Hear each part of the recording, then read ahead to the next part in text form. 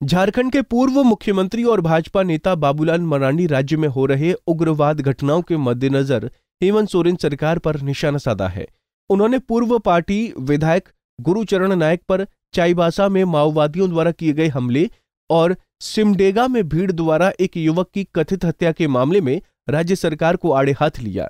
मरांडी ने मुख्यमंत्री हेमंत सोरेन पर निशाना साधते हुए पूछा, पहले ये बताएं कि राज्य में उनकी सरकार चल रही है या उग्रवादियों की? और कैसे देखते हैं? दोनों ही घटना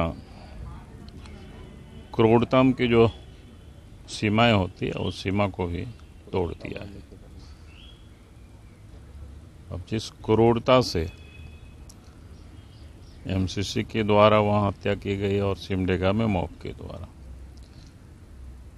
तो हमें लगता है ये दोनों ही घटना बिल्कुल अमानवीय है और सरकार की ये जो कमजोरी है वो बिल्कुल साफ दर्शाता है। और जिस प्रकार से मैंने अखबार में पढ़ा आज, खास करके सिमडेगा का, तो पुलिस तक को भी वहां नहीं घुसने दिया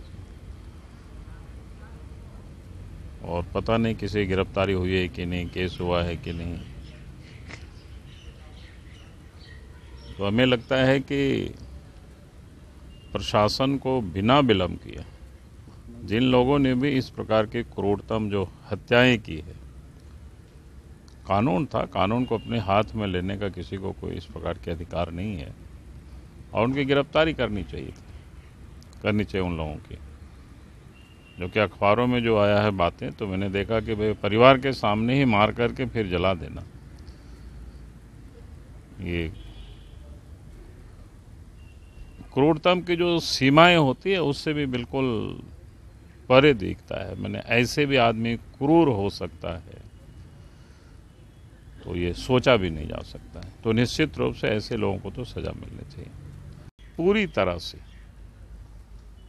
पुलिस बल, चूंकि आज झारखंड में पुलिस बल की कमी नहीं है, पैरामिलिट्री फोर्स भी है, झारखंड सरकार के भी पुलिस बल है, क्योंकि जब राज्य बना था उस समय बहुत कमी थी, तो हमने पुलिस बल की संख्या को हर स्तर पर दोगुना किया था।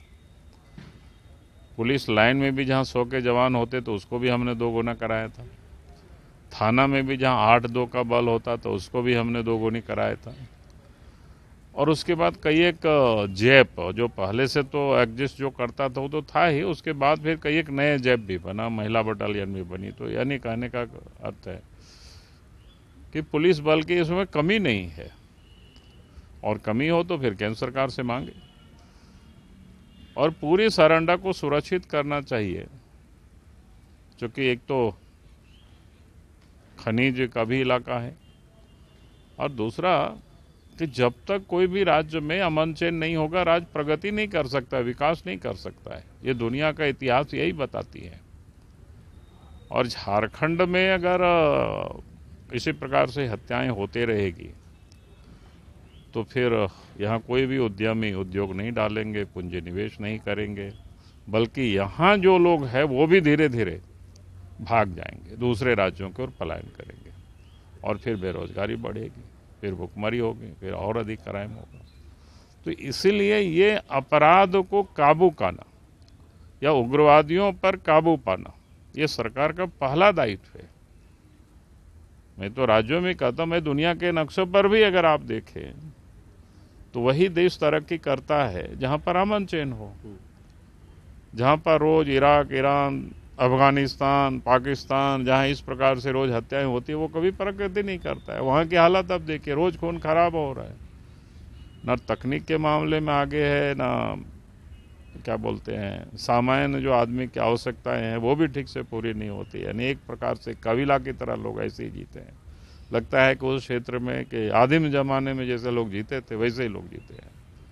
तो हमें वहीं भाजपा प्रदेश अध्यक्ष दीपक प्रकाश ने हेमंत सरकार को पूरी तरह कटघरे में खड़ा करते हुए कहा कि इस सरकार के काल में हर दिन एक विकृत इतिहास रचने का काम कर रही है।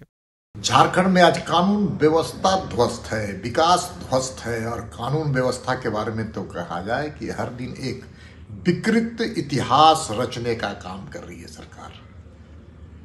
आज सिमडेगा में जिस प्रकार की घटना घटी, इससे साफ है कि जंगल राज की आहट नहीं बल्कि जंगल राज आ चुका है और राज्य की सरकार और सत्ता पोस्टर और होर्डिंग में अपना चेहरा चमकाने में व्यस्त है। बहुत ही दुखद घटना घटी है और राज्य की सरकार मौन धारण की हुई है। उन्होंने कहा कि इस सरकार के काल के आंकड़ों को देखें तो उग्रवादी और आपराधिक घटनाओं में भी वृद्धि हुई है। प्रदेश में खराब होती कानून व्यवस्था की स्थिति का इससे बड़ा उदाहरण और क्या होगा। पंजाब केसरी टीवी के लिए रांची से आशुतोष की रिपोर्ट।